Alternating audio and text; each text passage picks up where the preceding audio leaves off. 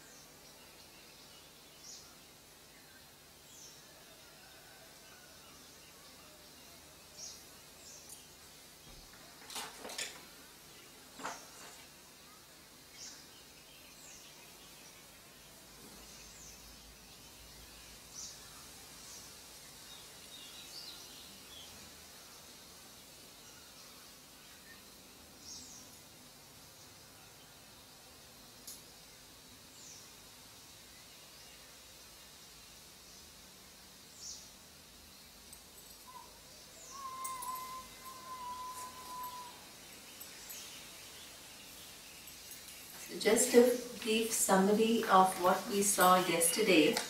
Yesterday, Ramana Maharishi starts the whole teaching by making a statement which is a very bold statement by saying that the karma cannot get us what we are looking for. And as we have seen, the whole life that we live is all oriented towards karma, okay? Doing something, and we have seen how different so-called karma can be divided into different pursuits that we have of artha, kama and dharma. Okay? So all that is something which is not going to give you what you are looking for. Okay? Now how does this karma work? He tells that it is kartuhu agneya. Okay? So the karma is such that you as an individual, you perform an action and the results are coming from kartuhu. Okay? Kartuhu means the creator. What is the creator? As we have seen, generally we think about creator, we feel that there is one entity sitting out there and managing everything. But here we have to re-understand, we will see a little bit later what is the nature of the cause of the creation. We have to understand it as that which is manifesting in many different orders that exist in the universe. Okay? So one of the order is what we saw, the order of karma, an order of dharma. So that means that the results are given in keeping with our actions. And actions have twofold results. One is seen result and the other one is unseen result. Okay? So therefore any action you do, whether it is outreaching, that you are compassionate, you are a good person, you are an honest person, you do something to contribute towards your family, the society, the community. Even though it is a very laudable action, it is done by a limited person with a limited effort, and therefore it will produce limited result. Okay? So this is something which is a fact about karma. And what we are really searching for is freedom from all limitations, freedom from all kinds of inadequacy is what we are searching for. Okay? So therefore karma inherently cannot give me, not only it inherently cannot give me what I am looking for, but because it is following a certain law, both karmas which are appropriate and inappropriate will continue to give me result and continue to bind me. Okay? So therefore it says, the second verse talked about that it is patana karana. It will make you further entangled. And what is interesting is that what can start out as a punya karma actually can turn into not so appropriate action. We will see how. For example, you have done something good and you are experiencing the result of that good action. So you have some comfort, you have a good position. And what can happen is that that very good position can make you highly conceited. So now what you are doing is you are enjoying the results of good karma, but you are not necessarily perpetuating it because in between you have added your own distortion. You have become very proud, you have become arrogant, you are beginning to look down on people. So now again your actions are going to be based on this kind of a conceit which the success has brought you. And that will now again bring you down. It's not that the good karmas will continue to escalate and give you better and better karmas, and something which is inappropriate will continue to give you something which is bad and bad and bad. It's not true. Okay? Anytime there can be a shift too, but the fact is that you remain within so-called karma, which has the understanding that I am a limited individual. Okay? Then I have to do something to get something which I am looking for, which is not going to happen. Okay? Now, as we saw yesterday, there is no rule that the papa karma will always result in further confusion. Okay? As we have discussed yesterday, sometimes why people come to Vedanta. At times, it is very difficult situations and you feel, my God, I cannot handle, some event which is so significant in your life, which has totally shaken you. Okay? Or something where you said yesterday that there are series of failures. Nothing that I do goes my way. Right? So these are the kind of things which is a result of what? Some amount of papa, I am experiencing difficult situations. Okay? But it doesn't mean that I only can go down and down in the papa. You can always switch. Okay? And you can use that opportunity which is shaking you to become a better person, to inquire into different things in life and learn about this whole teaching which will make you understand life in a much better manner. Okay? So the fact remains that there is a punya and papa, and we go on experiencing different situations in our life based on this order, which is arranged by the order. Okay?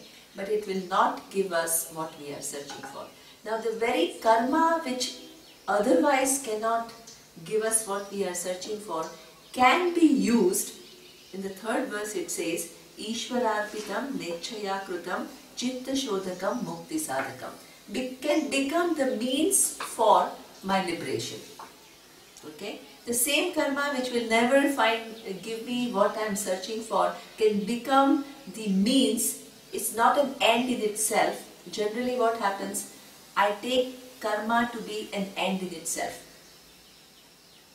Education, good job, interpersonal relationships, this is something which is the end goal in life of everyone. Okay? And karma is done to accomplish all of that. If you really use karma as an end to get what you want, it will not happen. But it can become an important means for my antakarana shuddhi. Okay? It can give me the capacity to become a mature person, deal with life in a more objective manner, and that will ultimately prepare me for the knowledge. Okay? If karma cannot get me what I am looking for, which is the freedom from all forms of limitation, what will give me that freedom that I am searching for? We saw that in order to arrive at what will give me, we have to use a very simple logic. Okay? The logic is, a limited person making a limited effort will only get limited result. Okay? Whether that effort is in the direction of our normal pursuits of artha, dharma and kama, or it is in the direction of what we call some kind of a spiritual practice that we take on. Whether it can start from yoga. Yesterday Surya was saying, we were analyzing what can bring you to Vedanta. You can start with yoga, you can start with meditation, you can start with some breathing practices, pranayama. All this is a step forward in spirituality, but it is just an action. It can be helpful, but it will not get me what I am searching for, ultimately.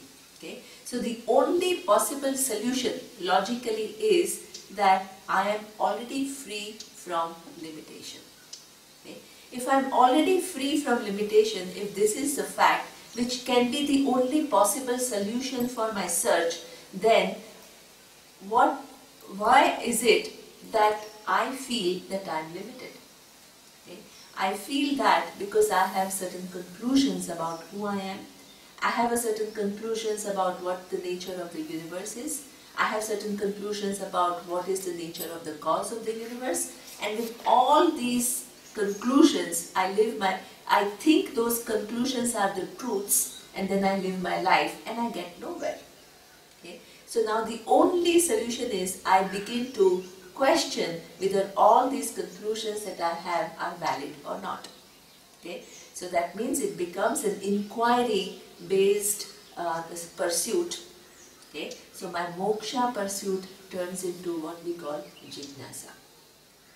Okay? So jignasa means I want to know my nature, the nature of the universe, and the nature of the cause of the universe. And that is going to solve what my fundamental human problem. Okay? Now, if knowledge is what is going to give me what I am searching for, then karma seems to be useless. Okay? So this is where we say karma is not useless. Karma can become the means for you to understand things. Let us take a very simple example. Okay? Now the example is, let's say Vedanta is talking about looking at the rope and making you see the reality of rope in terms of showing you that this rope is nothing but fibers, the fibers are nothing but atoms, particles, and then they are making you see the final reality. Okay? Now Vedanta is operating here. Now instead of rope, you are seeing the snake. And your mind is totally caught with the fear of snake that you are seeing. So where is the match between what Vedanta is talking about and what you are dwelling on? So you first have to come to the point where instead of snake, you begin to see the rope. Once you come to that point, then Vedanta can work for you, which is making you see something more about that rope which is empirically true. Okay? So similarly, in our day-to-day transactions, we live life with so many conclusions. Not only that I am limited, sometimes somebody has a sense of failure, somebody has the sense of that, oh, I am very successful, I have achieved so much, I am great, Somebody has this feeling of I am a victim, so many bad things happen to me. We all live in the same universe with all our conclusions about who I am, what the nature of others are. Okay? And each one has their own conclusion, and there is no match between when I am talking to you, you are speaking from your own space, I am speaking from my own space, and there is no match. And that's why the world becomes highly complex and unfathomable. Okay? So you first have to, what will karma do? Karma, if it is taken in a proper manner as a means for your growth, it will bring you back to reality at an empirical level. It will give you an opportunity to get an insight into where are you projecting? What are your assumptions when you perform actions?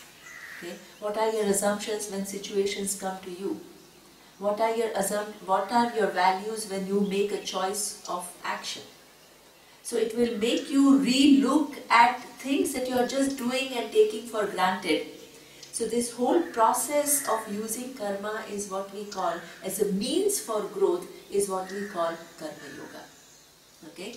Karma yoga is not doing an action without expecting a result. It is understanding the position of karma in my life. It is a means for my growth. Now, how do I convert the karma as a means to my growth? We talked about two things first. First was that when I perform an action, I take into consideration the law of dharma. Generally what happens, as we saw, I have likes and dislikes, and they dictate what I am going to do. Sometimes I regard dharma, I take it into consideration, sometimes I don't. Okay? Now, how does one become more mature person? By recognizing that if I disregard dharma, there is a huge cost involved. Just being aware of this fact. It's not that somebody is giving you an advice, you should follow this, you should do this. If I'm a rational human being and if I'm interested in my own well-being, I need to know how the universe operates. If I begin to understand how universe operates, I'll realign my decision making in keeping with certain realities.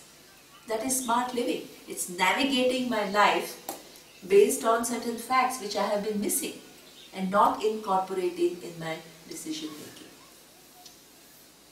Okay? So this is what we call law of dharma. We further saw in the afternoon session as including samanya dharma, universal ethical values. It included swadharma, your personal position in the large scheme of things, seeing what is expected of you at that given point in time and doing what needs to be done. And the third thing is not just doing the bare minimum but becoming a contributor, loka sangraha. Okay? Going out of our normal boxes. Okay, generally it's my family, my well-being, and that for most of the people it ends there. Okay? Then you expand that contribution to communities, to the universe, in whichever little way. It's not that we all have to become some revolutionary or some great leaders, but I recognize what I can do and I make that cognitive shift that I want to be a contributor and I want to make a difference in my own way.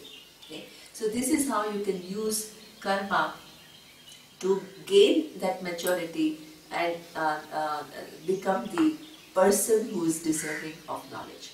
Okay? Now, karma is further explained. Now we will see. And the second thing we saw is, again, when the results come, that we will discuss in detail this in the afternoon session, that I have a certain composure, not because I have to program myself that, oh, things don't happen my way and therefore I have to learn to be composed. It is from the understanding of the fact that the results come from the laws and the laws are infallible. Okay? My understanding of a given situation is highly limited because my information is limited.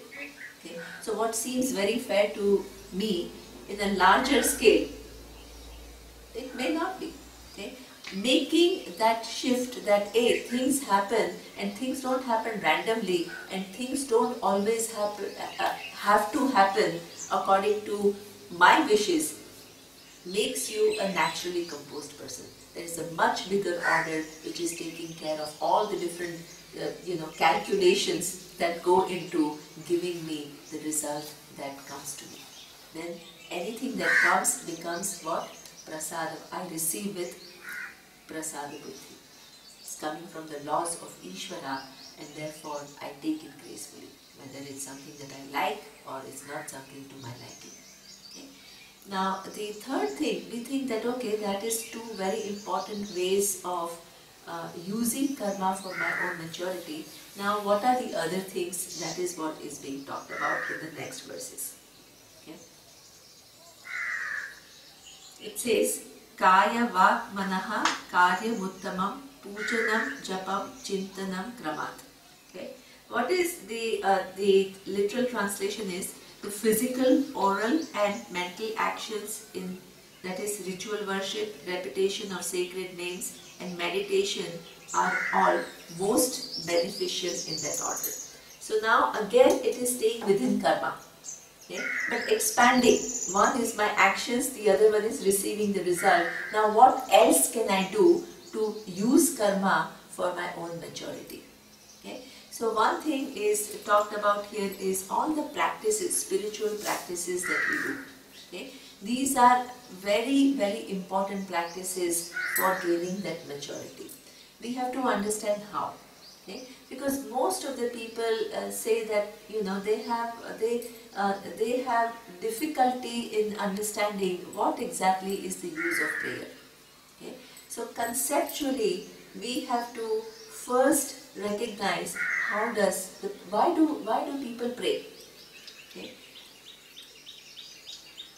In fact, when you say this action and result, we have seen, okay, that when you perform an action, you have a result in mind.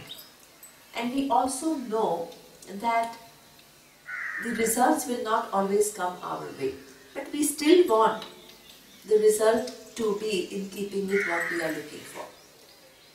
So that means that there is some amount of helplessness that we all have. Because you know that you can make an effort, but you also know that things may not happen your way. Recognizing this helplessness, which is a reality in life of everyone, is being objective.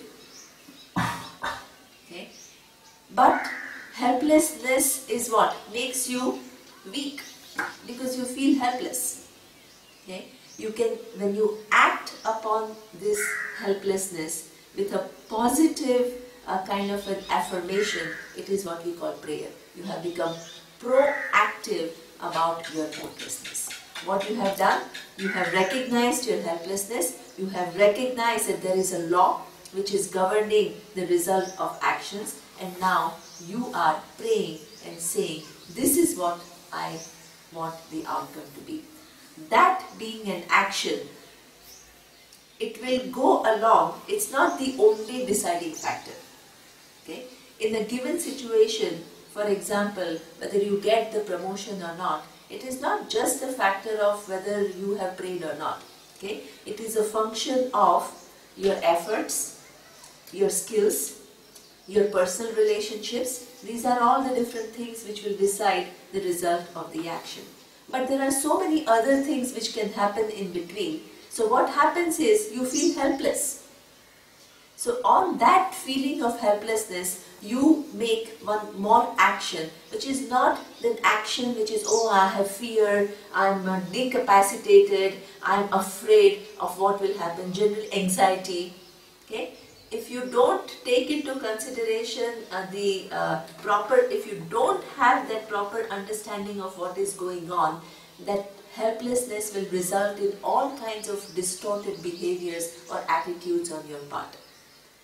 If you want to avoid that and act deliberately and proactively, what you would do is you would pray. Say, I want this to be here. I want it to be this. Please help me. Okay? You have done one action, it will certainly produce a result. And it will work in conjunction with all the other things. But it has changed the equation forever. Because the number of variables in your favor, you have added one more variable. Okay.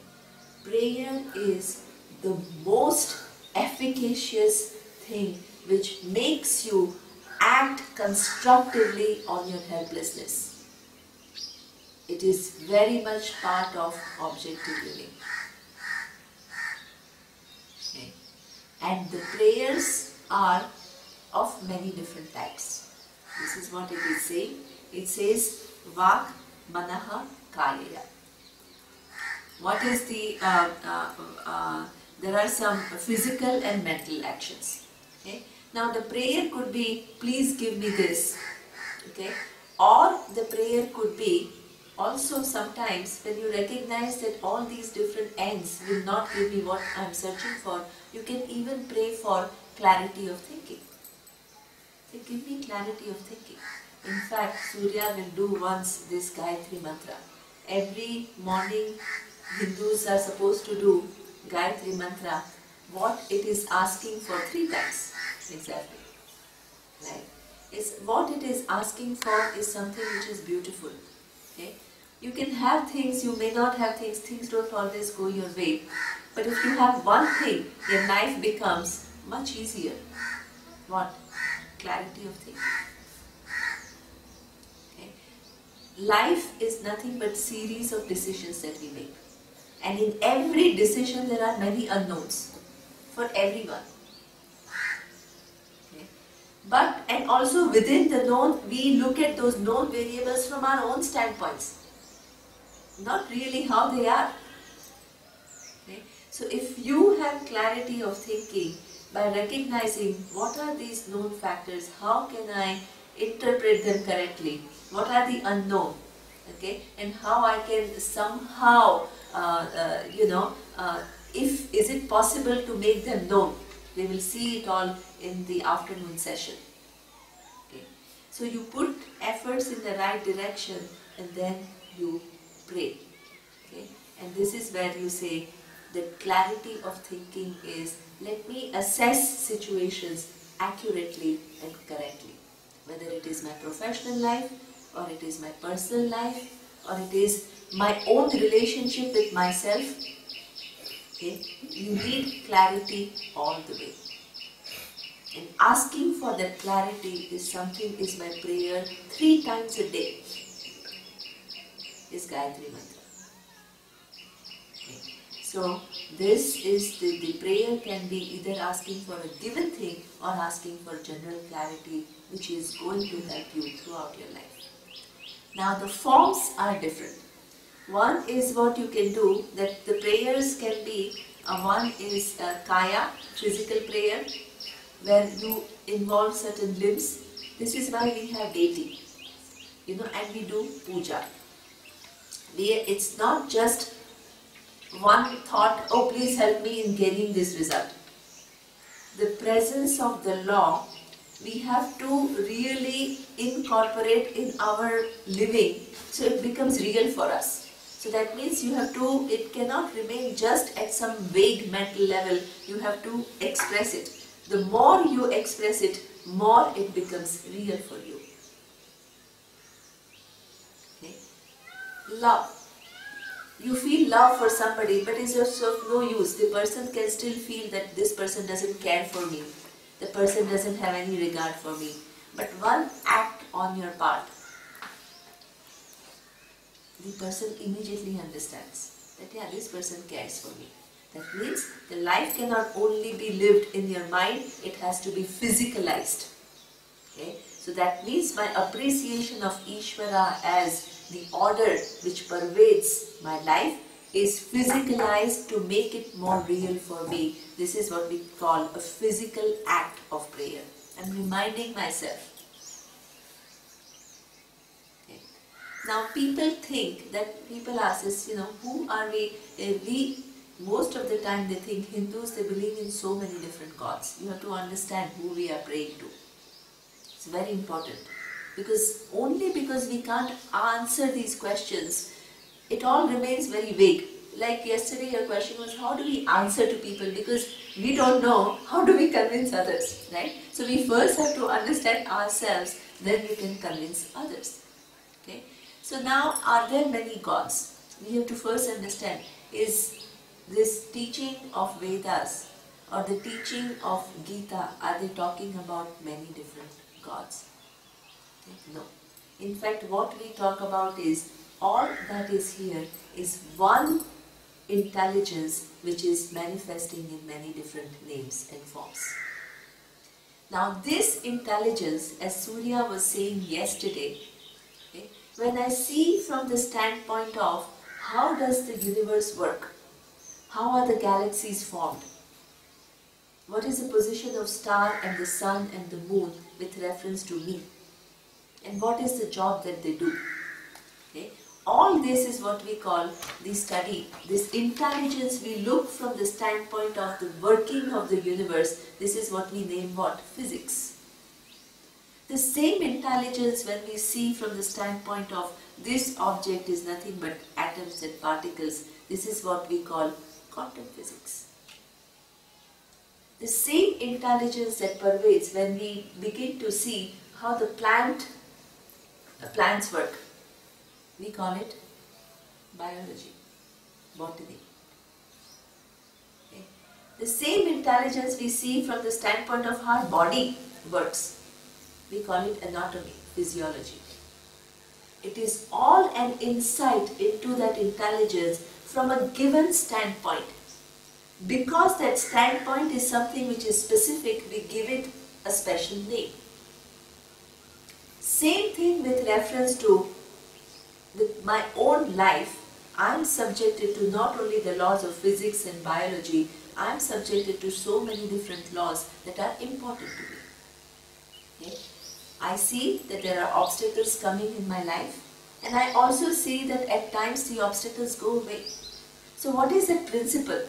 How does that intelligence which manifests in form of giving some difficulties in my life and also taking away that difficulty, and we give it that law, we give it a name, Ganesha. I want intelligence, but not everybody has the same order of intelligence. I pray, I understand that there is something which is giving not only the different types of intelligence to different people, but also in different areas. Somebody is a genius in music, somebody is very creative in filmmaking, somebody is a scientist. So not only there are varying degrees of intelligence, but the areas also differ. So that law which governs who has what intelligence, in what degree, in which area, we don't leave it as just some vague thing, we give it a form, Saraswati. This is how we make things real for us. We all want wealth. Wealth in many different ways, not only in terms of financial wealth, good home, good children. So we say Lakshmi. That principle which will give me or not give me is what we call Lakshmi. We concretize so that the ideas are real for us. And then we pray. We pray. Prayer is an extremely important tool in order for you to live your life objectively. Because laws are governing, you are subjected to those laws, you find yourself wanting in terms of everything. Materialize it and act proactively. Which area? This is why we can have, in fact, there is a fashionable feeling that you just pray, you don't ask for anything. The Vedic tradition is, you ask. Every prayer that you do, there is a sankalpa. You have to be clear what you are looking for. What you are looking for is showing reflection of how much you have thought about life. What are your priorities? What are your values? Okay. So that means sankalpa is something which is very, very healthy. I want, intelligence to be able to understand Shastra. Brilliant. The sankalpa is saying I want or I am doing. I am doing this for this purpose. Sankalpa is I am doing doing this for this purpose. So you are explicitly mentioning, sometimes you say antarkarna shuddhi, sometimes you say that arogyam. So that means that it is specialized. So you understand that what you are doing for. So it's the action which we are doing, yes, which we are going to do. Exactly. Is for, this is the result so the that I am purpose, looking for. The purpose of this action. Exactly. Because when we do that, I am doing this. Yes, exactly. Or whatever we do that, yes, saying that we are doing this for the purpose. Exactly, for the purpose. Right? So you say that sankalpa means I want this. I am doing this for this purpose. Okay. So this is something that we have to understand. Otherwise people think this puja is something, what is this, There is a kind of a tendency to look down upon people who are doing these kind of things. Actually they are very, very rational if they understand things. Unfortunately what happens is that they are doing it and they don't know what it is, So this is the problem. Now the solution is not to reject it, but to understand it correctly so that it becomes meaningful. Okay. So the second one is what we call, more than, he says, physical, there is vak. There are, in vak you can have different types of prayers where you can sing bhajans, or you can do the chanting, Vedic chanting. This is something which is also, Vedic chanting means, it's bhajan you can just sing very, just expressing your emotion, it is fine. But at the same time, when you do chanting, there is some learning. You have to go through rigorous learning. You have to be alert about swaras. So that is something where it requires more effort, and therefore there is more effort and there is more result. Any karma, the general rule is adhikasya adhikam phalam. The more you do, there is more result. Like in everything else. Okay? So more your prayers, more the result. Okay? So that means that vak, then there is the other one which is manaha. Okay? So a mental prayer is what we are doing in the morning, meditation. Okay? Meditation is something which is so important. I will only now tell you very briefly, and then Surya will expand much more. But I want you to see how meditation helps. Okay? So as Surya has been doing, initially you basically relax your body, because generally what happens is that the day we take inputs, and the inputs are processed here and they are stored not only here but in terms of all the physical kind of tensions that we hold in our body. Okay? That immediately something happens and you contract like this. There is a physical difference in when certain external stimuli comes, and it's over a period it's stored in your body, and it actually can translate into some diseases or whatever. So you start with relaxing your physical body, because we are holding so many tensions unknowingly. Okay. Then we also need to calm the mind. How do you calm the mind? Okay. One of the easiest ways to calm the mind is through breathing. What happens is that in fact the pranayama, you go to even some medical studies, will say that the more regular your breathing is, immediately it will calm you down. So when you are stressed, even doctors in the US will say, breathe slowly. By doing this, acting on breathing, because you don't know how to take care of the stress that is going on, but you have a certain say. So you can slow your breathing, and immediately you will see that the jungle of thoughts and minds that's in that kind of a mode, it will start calming down. Okay? So that means there is a physical calmness, releasing of stress, the mind is quieter, but that's not an end in itself. Surya will show you that when you do japa. Tomorrow. So tomorrow Surya will do japa. Okay? The japa itself has many benefits.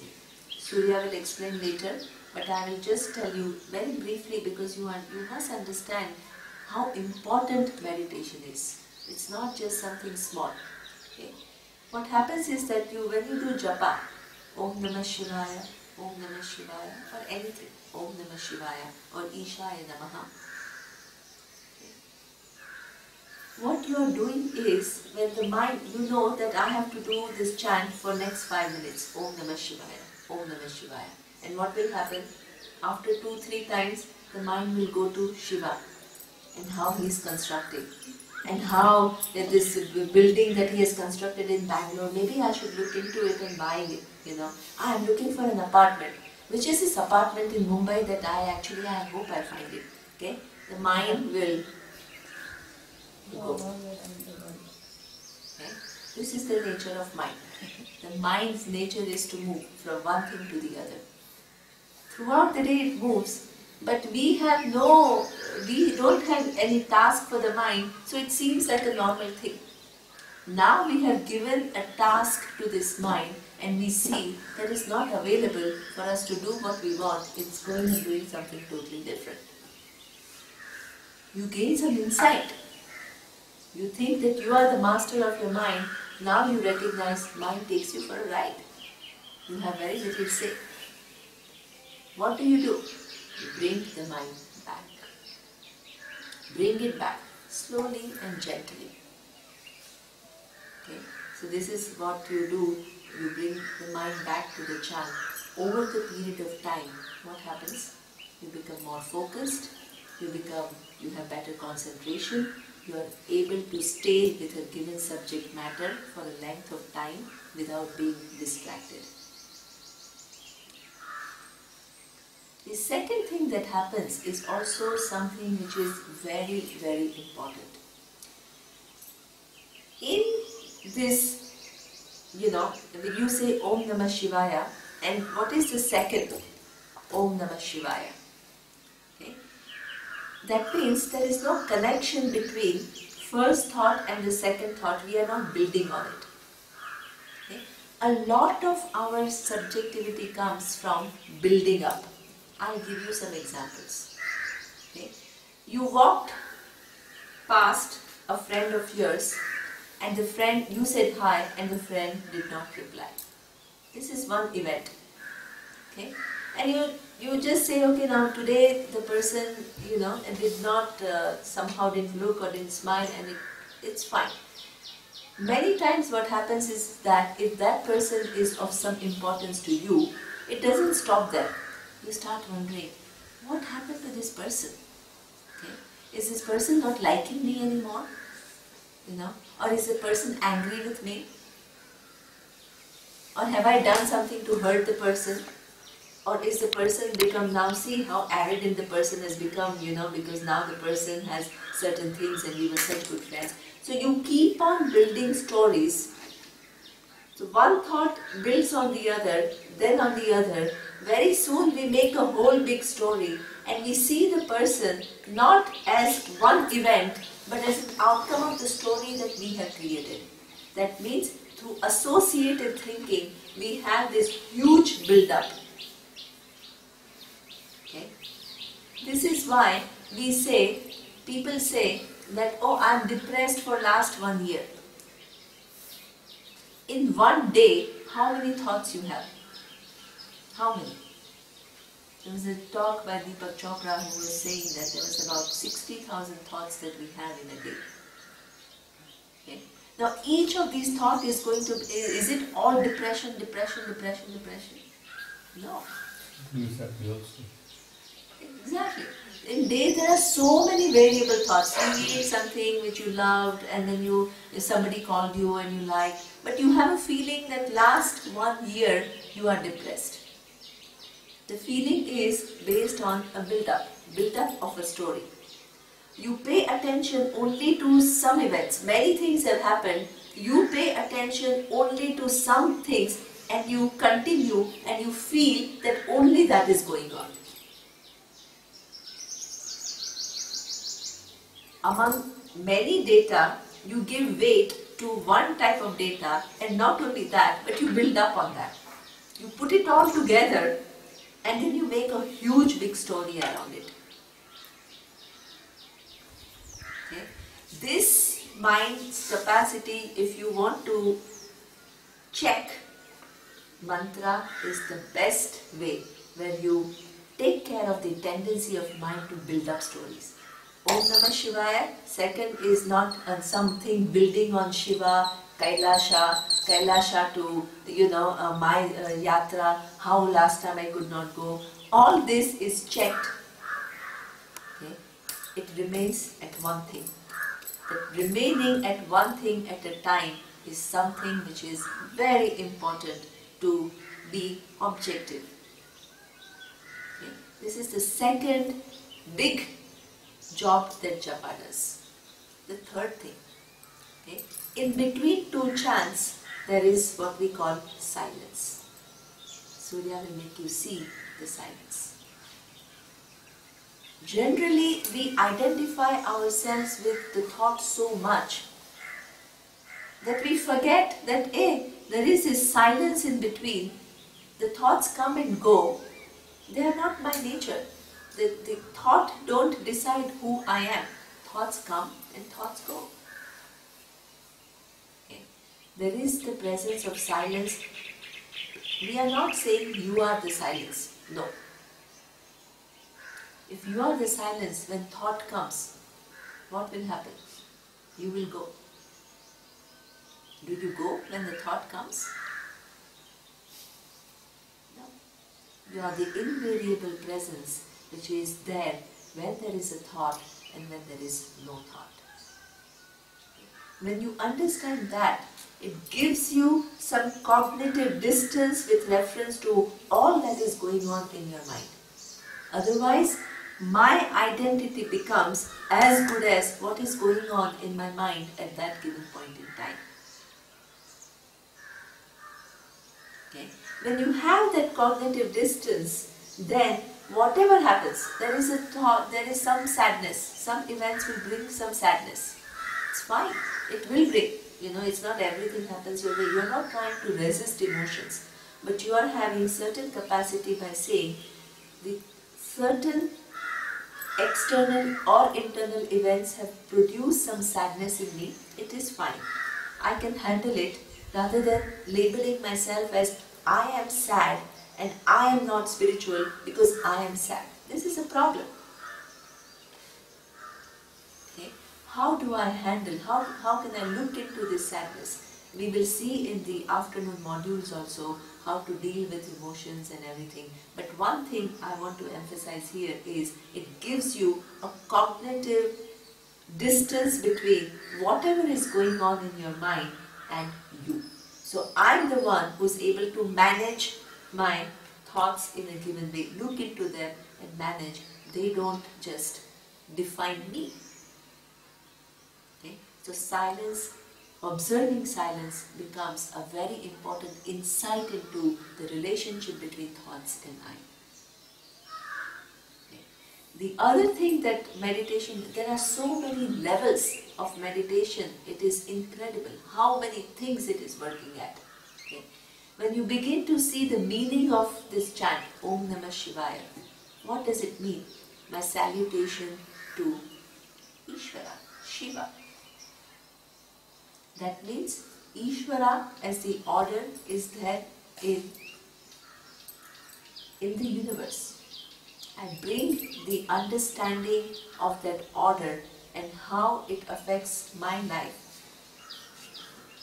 I need to realign my whole thought process by incorporating the presence of Ishvara in form of order.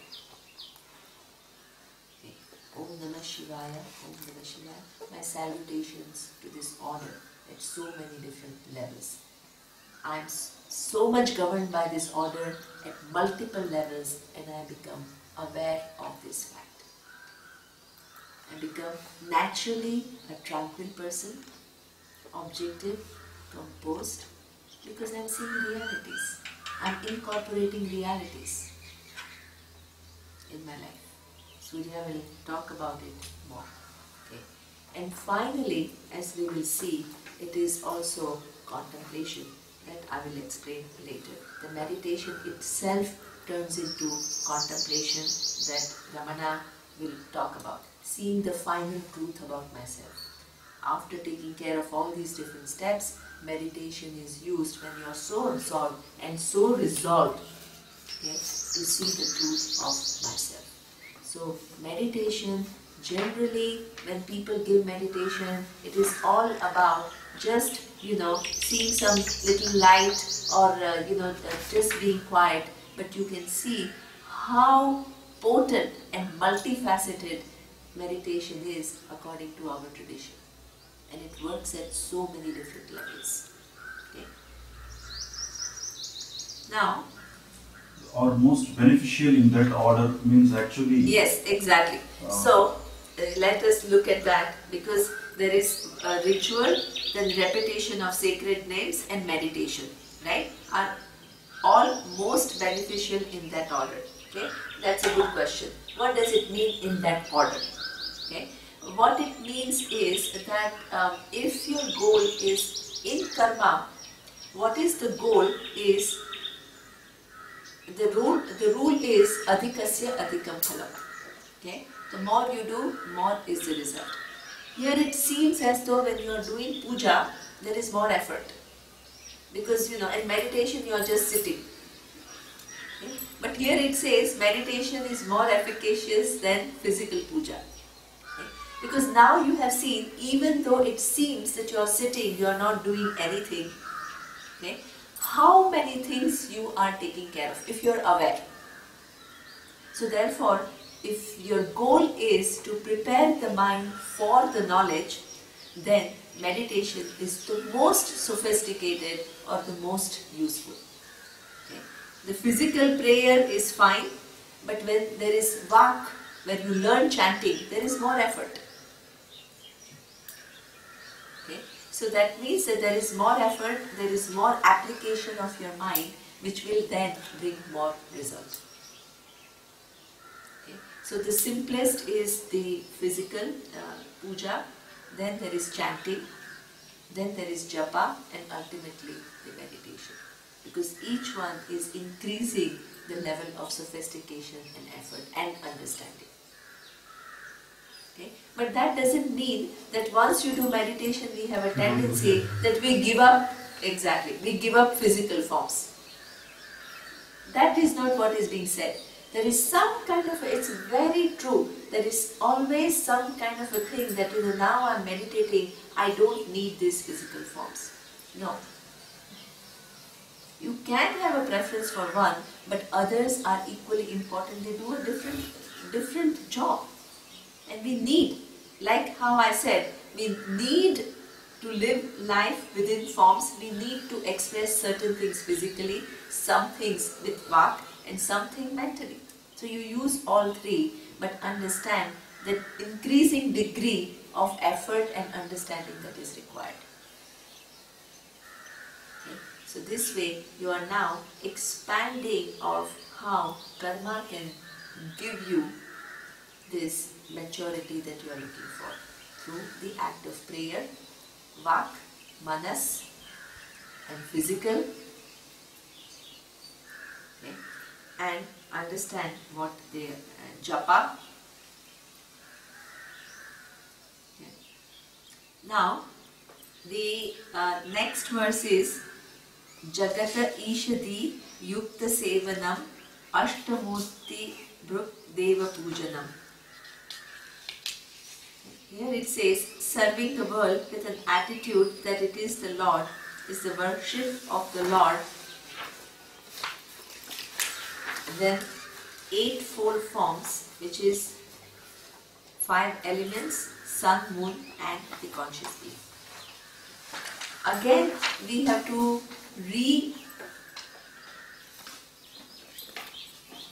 understand what is Ishvara. Up to now, what we have seen is all these laws, the intelligence that governs the whole universe in form of the laws that we name physics, biology, psychology, physiology, psychology, law of dharma, law of karma. So this is what our understanding of what Ishvara is.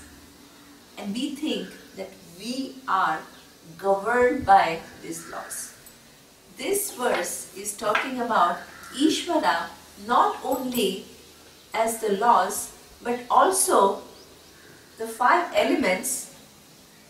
What are the 5 elements?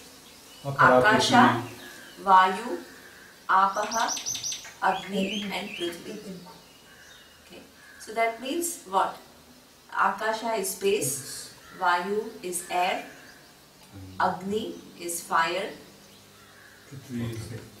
water is Apaha, and Prithvi is the earth. Okay.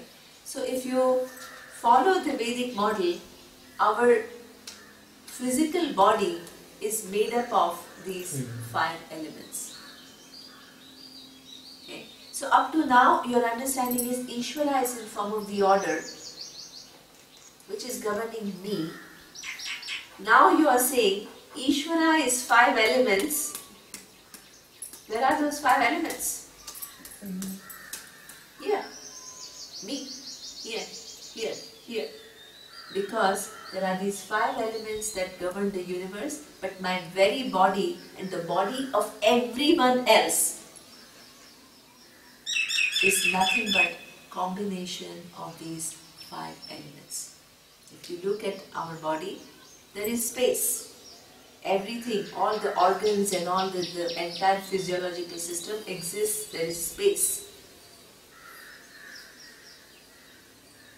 Air, the external Vayu, when it is breathed through the nostril, it becomes prana. It performs this huge function of keeping my body alive. That is Vayu here. Breathe in and Surya was showing yesterday, when you breathe it is cool and nice, and when you give it out it is warm. So that means all the toxics are going out and you are breathing fresh. So that means Vayu is very much here. Then there is Agni, whole digestive system. It's all digestive fire. Takes in the food, digests it, circulation, all the result of fire. Okay. 37 degrees. The Body temperature, body temperature. The temperature is maintained. All these functions are going on. Whether you, more or less, whether you are in the scorching heat of Chennai Kuwait, or Kuwait, or you are in Himalayas, in the, Switzerland, absolutely, or in the Antarctica. absolutely, and then the body temperature has been more or less maintained. It maintains There's the same. water. How much of water is, in fact, about 60% of our weight of the body is water. Okay. And earth, the whole skin and everything is just nothing but earth.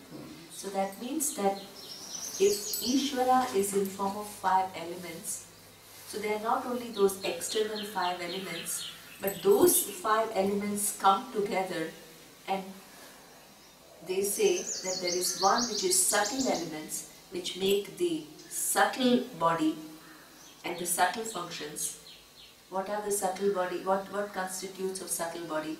Subtle body, people think is something, it's nothing. There are some functions that are not available for us to be seen with our physical eyes. So for example, I know that you have eyes, but I have no idea what is the capacity of that eyes that you have. Whether you wear glasses or not, I have no idea. Only you can tell that.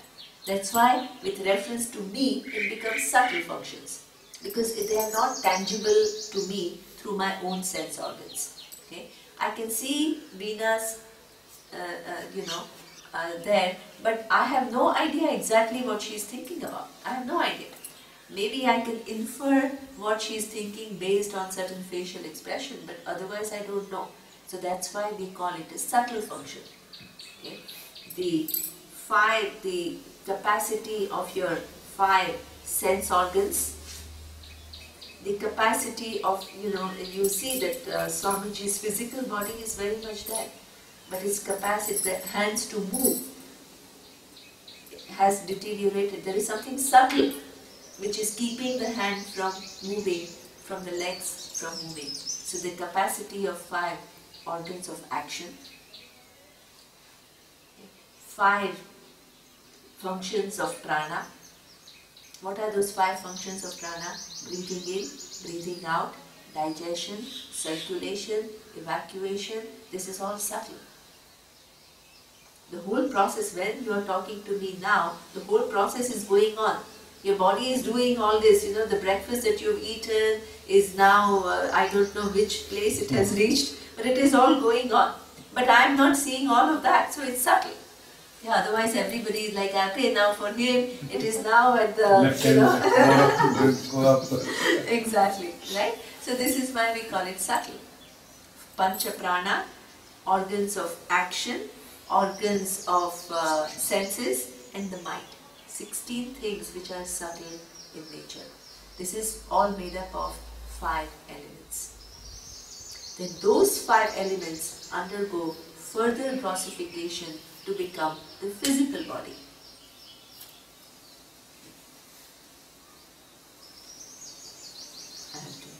What is the time? So the physical body is something which is again nothing but those 5 elements. So if 5 elements, external 5 elements are Ishvara, then those 5 elements come together to make human mind, minds of animals, birds, aquatic creatures, every living being, it is nothing but these 5 elements. Many physical forms. How many, if you look at how many yonis they say that in this, on this earth, how many living creatures, how many different varieties? Millions of species. Millions of species. All nothing but combination of 5 elements. 5 elements are Ishvara. So not only now you understand that Ishvara is in form of all the laws, but Ishvara is also in form of all the objects, which are as though governed by those laws. So this is when he says that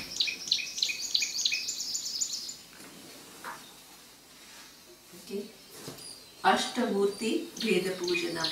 And this is what that now, obviously, if you see everything is manifestation of Ishvara, when you are a contributor, as we have seen, okay, when you are serving somebody else, You are serving God. who? Me. You are just a participant in this huge yajna, which is a setup by Ishvara with all the laws and all the different forms. You, one individual enjoying one form, comes at a given time, given space, with given skills. The world is designed in a way that everything is set up for you to survive, for you to grow, for you to be nourished, for you to be successful. Then you cannot but be the contributor. If you recognize this reality, you cannot but become the contributor. How does these And limitations impact the contribution? Sorry? So you said you are playing a role Yes. in this setup which is created, Yes. but with the limitations which you have, that's what we started with. Yeah, A human exactly. being is Yeah. a limitation. Yeah. So whatever task we have been brought in here to perform Yes. by nature or whatever you call, when we are doing, we still recognize the limitations within us only to do that. Now we cannot do. Yeah, when that it and is beyond. karma and your identity is that, here we are now talking about how to use karma to gain that maturity that we are looking for. Okay, so now that karma is something which is done with, we have seen understanding of dharma, understanding of Ishvara as karma phaladata, doing all these different practices such as prayers, different types of prayers. Now we are improving our understanding of what that Ishvara is, so that our relationship with this Ishvara becomes more real. It is not based on my own thinking of what Ishvara is, but it is actually taking into consideration what Ishvara really is. And this is why this whole thing of, people say, why do Hindus put this dot, bindi?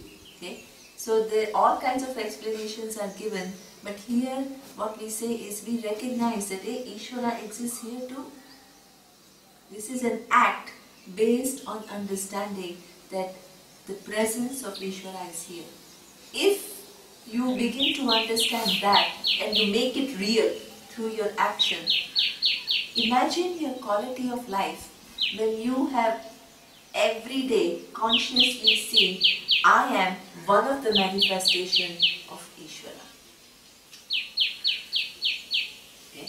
Up to now, we are just seeing, then we will begin to question the nature of I. We have not yet come to that. Okay.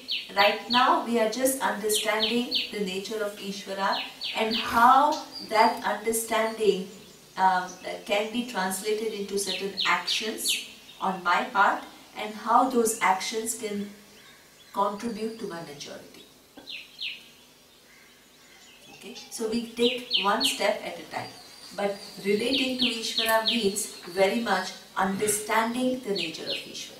Not starting from our own image of what Ishvara is and doing whatever. That's why when somebody asks you a question, we can't answer, because it's not based on some realities, it is based on our concepts.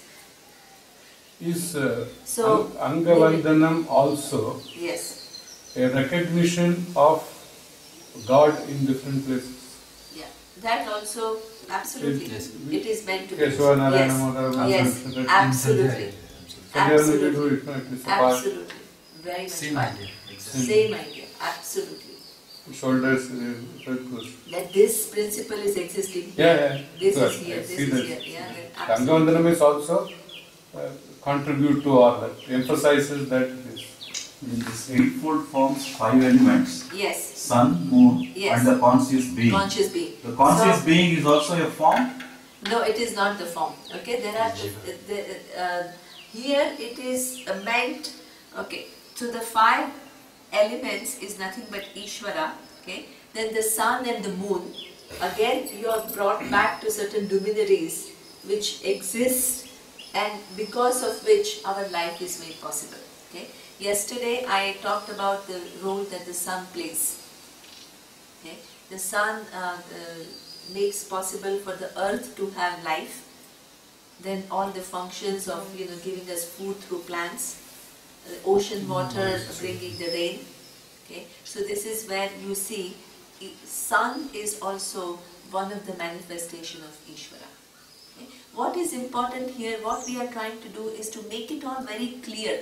Otherwise you can say everything is Ishvara, but everything is not properly understood by us. Right? So you define and you begin to spend time looking at everything, so it doesn't just remain some vague concept. You are made to see this presence of intelligent in and through everything and making it real for you. Okay. That's what the purpose is. Okay. Okay? And one of the way to look at it is to look at it in 8 forms. Okay. So when you look at here, okay, what do you see? You see 5 elements. Yes. On this earth. This is one thing you see. Second thing you see is that beyond this earth there are some planets. Space above. There are planets and stars and galaxies. But that's not all. This is why you have to add the jivas. The jivas are all the living beings, human beings and other jivas. So this is one way of looking at all that is here as Ishvara. Okay? There are several ways. This is one of them. Okay? So Ashtamurti is that. One way of looking at it. And the emphasis is that you should not forget that they are living beings and you are very much part of the whole setup. You see, this is why this jiva, the last one, the ashta, the 8th form is crucial. Because the whole teaching is for you, the jiva. It's not just as physicists that look at the sun and the moon and the elements and the laws. And they don't include themselves. Here in the teaching, you are very much part. And this is what Neema said when she said, hey, these 5 elements are not just outside. Sure. They are also here. So you don't forget to include yourself in the world. You see? So the 5 subtle elements constitute of all the physical functions. But as Surya said, what conscious being is, there is me, there is this I.